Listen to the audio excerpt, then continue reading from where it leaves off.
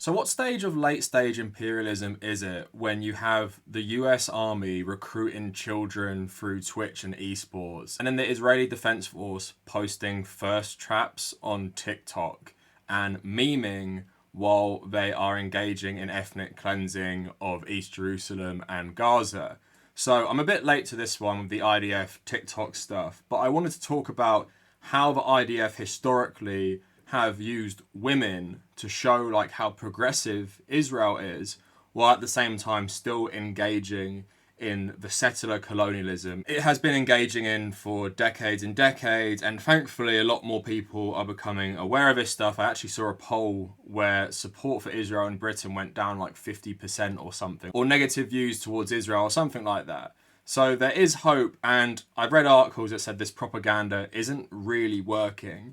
But we're going to get into all of that today. But I know some of you complain about this, but I'm going to plug my social medias and Patreon for about a minute. So please like double tap on your screen or just skip 1 minute and we'll continue with the video. But before we get any further, a lot of my work on this channel is demonetized because when you're covering more serious, sometimes edgier topics, YouTube doesn't like this. So if you've ever enjoyed my work, please consider becoming a patron. And you don't have to pledge a crazy amount. I want to build up my Patreon based on as many people as possible, pledging little amounts like $1 or $2. So if you feel like I have ever brought anything that's worthwhile into your life and my content, please really consider becoming a patron to help me continue to do this regardless of if YouTube monetize or not most of my videos in a given month.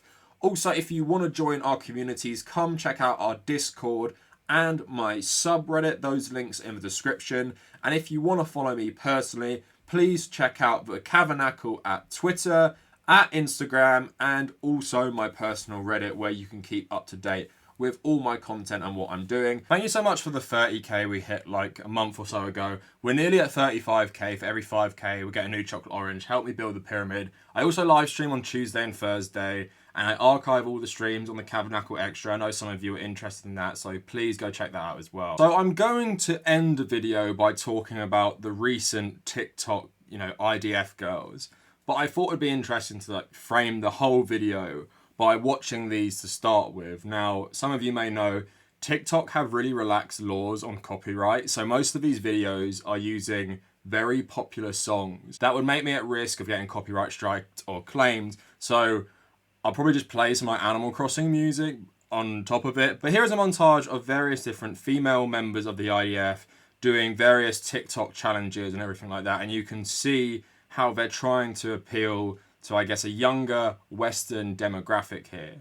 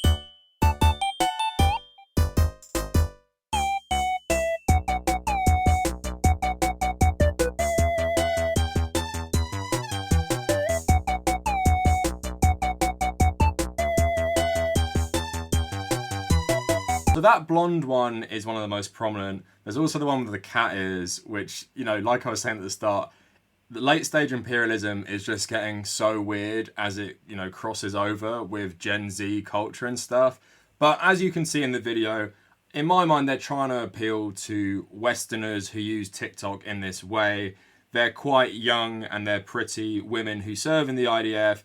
And I guess to a lot of maybe right-wingers or people who simp for military stuff, this is really cool because you both have a pretty girl doing this stuff, but she also has like an assault rifle and she's totally kitted out in a military uniform. Now, the IDF often doesn't officially endorse some of these ones. It does have its own like TikToks and Reels on its own page. You know, the IDF social media is extremely weird as well.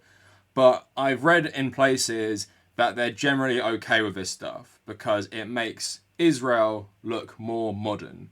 And before we get into the history of how they use women to sanitize their own colonialism, I just want to talk about the constant right-wing smearing of leftist people who care about Palestine, because Palestine allegedly doesn't really fit in with leftist values.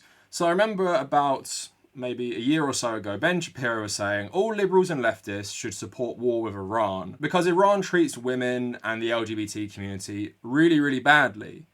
And that is the logic that many right-wingers use when they're talking about Israel. Because Israel to them is like this oasis in the desert. It's a modern, secular, tolerant, progressive society in a sea of authoritarian Muslim dictatorships, which are oh so backward and all that stuff.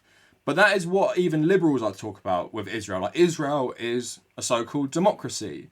Israel has equality for gay people. Israel has equality for women. They can even serve in the military. Compare that to Egypt or Saudi Arabia or Iran or any of the Gulf countries. Look how progressive Israel is.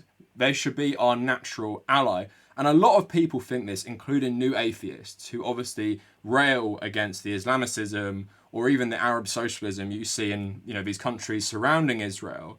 But they like to ignore their own religious motivations in massive segments of the Israeli community. But something to say to conservatives is, if you support like action against Palestinians, violent action against Palestinians or Iranians, but on the basis of protecting gay people in Iran or Palestine, how many of them do you think are going to die in these conflicts? We're not going to save them. We're just going to make their situations even worse. Also, the irony is, Israel is, of course, massively backed by Western countries, but so is Egypt and Saudi Arabia. Why can't we just pressure these countries to do more like liberal reforms through economic means? But instead to them, it's like, oh no, Israel is the best and you should back it because it's more progressive, and that means anything done against Palestine or Gaza is somehow justified. But the women in the IDF, I feel like, are the face of this sort of liberal conservative logic about how progressive Israel is. Now I want to talk about women's roles in the IDF, and I guess it is quite a stark contrast to many places how prominent women are in the Israeli Defense Force. I've seen recently a lot more American women are also joining the armed forces, in Britain as well. And there's also the element that there is mandatory service in Israel. And I think that also shows the strength of the brainwashing in Israel about, you know, why you should join the Israeli military, because of course Britain and the UK did also used to have mandatory service for people, but they've long since abandoned that. In America's case, it's because of, you know, using conscripts to fight in Vietnam with a massive backlash. And although the students who often led this backlash didn't really achieve much in terms of public opinion, one thing it did achieve was it made the military realise a conscript service was just not sustainable because loads of people would rebel against it. And you have certain members of people in Israel who aren't exempt because Orthodox Jews are exempt and certain other communities are exempt from military service, of people who do go to jail instead.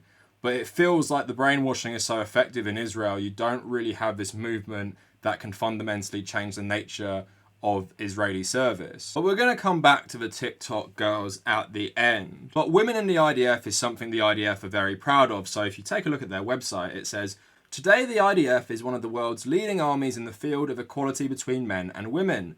85% of the IDF positions are open to women. Soldiers undergo co-ed training. Officers' courses are attended by both men and women. And many combat roles are open to males as well as females. This year and every year to come, women in the IDF will continue to break the glass ceiling. show the world what they are capable of achieving, and most importantly, defend the state of Israel. So there you go, some lovely settler colonialist propaganda, but of course it's woke as well. And then the website goes on to talk about the history of women in the IDF, and it talks about the most significant dates of it. So in 1995, one of the most significant milestones in the history of women in the IDF took place. Alice Miller, an Israeli student with a civil pilot license, appealed to Israel's Supreme Court to open the Israeli Air Force's pilot course entry exam to women. Following the appeal, it was decided that women would be able to apply to become IAF pilots. As a result, the IDF's recruitment policy changed completely. Women could be drafted to combat roles as infantry, combat soldiers, naval officers, combat soldiers in the anti-aircraft defense array, and more. So most women in the IDF still do not engage in combat operations, but there is one particular unit which is nearly exclusively made up of women that does. So it's called the Carousel or the Karanicholas formation. So the unit has been tasked with patrolling the Israeli-Egyptian border, and it took part in Israel's unilateral withdrawal from the Gaza Strip in 2005. And it says, while Carousel is a mixed gender battalion, it has been 70% female since 2009. So it's not just for propaganda purposes. These Israeli women do actually fight, which is in, a contrast with many countries throughout the world. And in terms of women being visible, you think of like maybe some Kurdish militias and stuff, but even in the US military, you don't see this as much. You don't really see a unit that is 70% women. And this is, why the IDF have taken it as this like propaganda victory. And they also have the Western press often on their side. So here's an article by Vice, which is just some photos of IDF women, and it's called The Defiant Femininity of Israel's Female Soldiers by Mayan Toledano, which is just some pictures, and it's a person who wrote this and published this was in the IDF themselves. And this is the type of like crap you see. So let's have a look at these photos. It's just, these Israeli soldiers with their long flowing hair. They look very feminine. No buzz cuts, no real, short hair that, men often have to get and stuff. But again, framing it like some sort of liberal feminist victory is very, very funny. And I'm all for like society recognizing women as equal. And that includes, them serving in the armed forces. But it's funny they like exclusively focus on this part while ignoring what the IDF does on a daily basis. You saw female IDF soldiers arresting people in parts of East Jerusalem. The IDF work with the settlers to evict Palestinians and stuff. I'm not celebrating women getting to be a part of that like it's some great achievement. You also have some other stuff in places like Reuters. So this article from 2017, Israel's women combat soldiers on the front line of the battle for equality. Again, this what makes me laugh. Does feminism just extend to Israel? Like once the women are in the military with the men, that's feminism achieved. Feminism, like many other things like socialism, in my mind, should be internationalist. So it's not an achievement for Israeli women to join the IDF and then carry out violence against Palestinian women and make their conditions worse in places like Gaza and lead to this inequality that they often face and lead to these societies that are controlled by groups like Hamas who aren't pro-equality, but they're a reaction to what groups like the IDF are doing. So if you really care about feminism, it doesn't just extend to you filling the ranks of the IDF, who then go and brutalize Palestinian women. So this article is basically like straight up Israeli propaganda. So a quote it has in it is, "I think that the IDF is very advanced by giving women equal opportunities." Lieutenant Colonel Oshrat Basha, an advisor to the Office of the Chief of Staff on Gender Issues, told Reuters at the Defense Ministry in Tel Aviv, "I believe that we are much more advanced than other armies in the world because service is mandatory, and of course we believe in equal rights." The biggest load of rubbish I've heard, of course I do not believe in equal rights of all people in the way that they treat the Palestinians. So another quote, Matan Paul, a commanding officer in the battalion, said female combatants were generally more creative and mentally flexible than their male counterparts, but he said that the women tended to get injured more easily. My Ophir, another female member of the unit, would agree, our bodies aren't built the same, but just as a guy can shoot a rocket, so can a woman. This isn't something that is new. Back in 2016, there was a backlash against this first trap thing appearing on social media. Now, this is from forward.com, which I think is a Jewish publication. And it says, campaign to sell Israel with hotties reaches new low. So you can see a Facebook post of this blonde IDF soldier posing with her back to the camera. And the author says, I'm not a fan of the Israel project for the simple reason that it suffers from the same delusion that plagues Fox News, the one where you claim to be something but do all you can to misdirect any criticism that might challenge your prejudices and lead to real lasting dialogue. Then it talks about this Facebook post I showed you, and it says, the post, accompanied by a caption, only in the IDF, features the buttocks of a young woman on duty as an Israeli soldier. The camera catches her from behind so as to better let her skin-tight trousers show off, and her figure as she gazes back over her shoulder with inviting eyes, blonde hair let down and cascading alongside her rifle. Of course, selling Israel with sex is nothing new. It has been going on since the 1950s and 60s. Hell, Mad Men did an episode where even Don Draper's pitch for Israeli tourism campaign isn't sexy and objectifying enough for his clients. More recently, there's been tourism campaigns like the infamous Think Israel ads aimed at UK audiences, and last year the MKTL pin-up calendar. You get the idea. It has been a strategy that many groups are doubling down on. The Israel Project's little slip up here falls neatly in line with other blindly pro-Israel ad campaigns like the one that was devised by the ad agency Sadin for Rethink Israel, one of Sheldon Adelson's pet projects. And its mission was to appeal to stuff 18 to 24-year-olds care about, like surfing, beer, hotties, style, music, and changing the world, except they're all in Israel. So it's clear Israel have been doing this for a long, long time. And it's funny, while pretending to be a bastion of equality, they're basically using like sexist propaganda, objectifying women. But these are from more like official groups like the Israeli Project. Now I want to go back to the TikTok stuff. And like I said, a lot of these TikToks aren't actually done by like the IDF's Facebook or Instagram pages or whatever, or even I think the IDF have a TikTok as well. It's done by these soldiers who are in the IDF. Now, a Rolling Stone article, which is probably the best one I found, is why are Israeli Defense Forces posting first traps on TikTok? So it talks about the blonde person we saw in the TikToks at the start of the video. So it says, with her long, lush blonde hair, almond-shaped blue eyes, and expertly manicured brows, influencer Natalia Fadev bears a striking resemblance to Gigi Hadid. On TikTok, she's racked up nearly 1 million followers. She's cultivated a brand as an airsoft shooting game enthusiast, maintaining a separate Instagram account under the handle Gun Waifu, sponsored by a tactical gear store, and she regularly posts catgirl videos. In addition to being well versed in the art of monetizing her personal brand, she's also a reservist in the IDF, and much of her page is devoted to pro-Israeli military content. Earlier this month, she posted a video of Israeli soldiers playing soccer with Palestinian children. She has a long history of using her platform to spread what is essentially nationalist propaganda.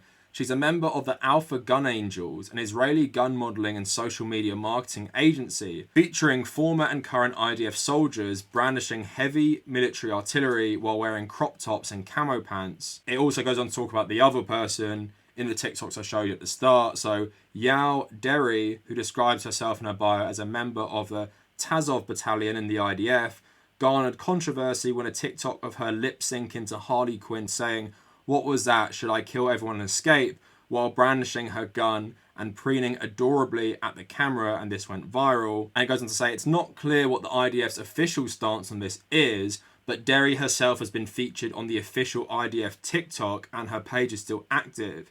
But it's fair to say that IDF soldier first traps are part and parcel with the official IDF's general strategy to use social media to win hearts and minds across the globe. And it talks about how the IDF has been doing this for a long, long time. But then this article still says that pro-Palestinian activism on social media really dwarfs this stuff. So the IDF's TikTok account, which launched in 2020 and has over 90,000 followers, has been active during the last couple months, but it has also created a massive blowback of pro-Palestinian activism on TikTok, with hashtags like Free Palestine having 5.6 billion views. So for me, I don't actually think it's that effective as propaganda. You guys might have seen that debate recently about the Russian military adverts and the US military adverts. And the US military was basically talking about how to be inclusive. And it was this woman, I think, who had like gay parents, and she talked about how hard it was to get into the military, and she did well in school. Where the Russian one was like a video of that, you know, weird Halo 3 ODST marketing campaign, where it's just like really austere, loads of extremely ripped men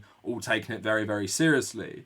And I think that's a sort of legit debate, but I feel like this IDF TikTok stuff is so tasteless and disgusting in that you're trying to put this like pretty innocent face on what you are doing right now. And the stuff with Israel and Palestine has been ramping up significantly with Netanyahu because of Trump and how emboldened he was. Of course, they took over that territory in the Golan Heights and named it after Trump. So it's a direct result of what Trump's doing. And for them to then turn around on TikTok while they're just brutalizing these people in Gaza and East Jerusalem and put like this really, you know, sanitized face, and in other instances, you know, maybe more sexualized face, I think is just like peak dystopia. Can you imagine like militaries from conflicts gone past doing this stuff? It's just totally bizarre and weird. And I think anyone who thinks this is a victory for feminism is a bit deluded, because I mean, out of context, I obviously don't want most people to join the military, but if we're going to value people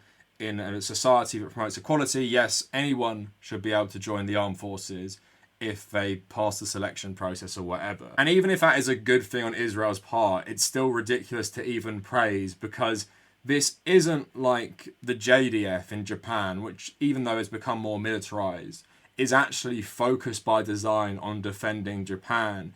The Israeli Defense Force historically has been the provocateur in many different conflicts, obviously always provokes Iran, historically Iraq as well, and Syria. It's a trend they've always done. They're also extremely disproportionate with their responses to attacks. Whether that was in the 6-Day War, whether that was recently in Gaza, their reaction to stuff is always way too much. And this also goes hand in hand with the settler colonialism they've been doing by expanding Israeli territory historically, and putting this westernized pro-equality face on this stuff doesn't make it better. And I'm glad that this article seems to think it's not working. And I think there's no real going back after what's happened in the last couple of months, because I've never seen people so publicly criticize this country. And it's just really weird to see. But now getting to the last point about mandatory service, because people actually give me some criticism for this. They're like, how can you criticize Gal Gadot for this stuff? Because she was forced into it. And like I said earlier, the brainwashing is, of course, very, very key to this stuff. Now, it's one thing growing up in Israel and through peer pressure or whatever, joining the military, right? Because most people do it. Maybe even if you have strong convictions about not wanting to be in it, you just feel forced. Not everyone can have these morals where they might be sent to prison and excluded from their community and their family, right? But it's completely different to be forced to serve in a military and do it for a couple years, to then posting it on TikTok, talking about how great this military is, sanitizing its colonialism, and making it look like this bastion of equality. Because even in Israel itself, it's not a society that has equality. There is clear racism from white Jewish groups to non-white Jewish groups. Think of how they've treated historically the Ethiopian Jews or Arabs who live in Israel itself. And even in terms of like the LGBT rights, Israel still isn't like amazing for that. It's better compared to its neighbors, but it's nothing to hold up as like this beacon and bastion of equality. So I guess that's my main problem. Of course, in an ideal world, everyone would reject mandatory service in Israel and they'd be forced to go to like a professional military where everyone who joins does it as a career. But I mean, if you do have to join the military, maybe just don't do its propaganda for it and do it for internet clout. And it's just, you know, very dystopian, I think, to see pretty, you know, early 20-year-old girls doing like TikTok dances or lip syncing to Harley Quinn while they're talking about how great it is the way they've treated the Palestinians in the last couple months. We always see institutions adopting the language of progressive politics to push their product. And you can see that in Pride Month with all these awful corporations all putting the rainbow in their stuff. And it also applies to the military now as well. Because whether or not you like that advert with the US military, it is trying to play on like woke politics to get more recruits in.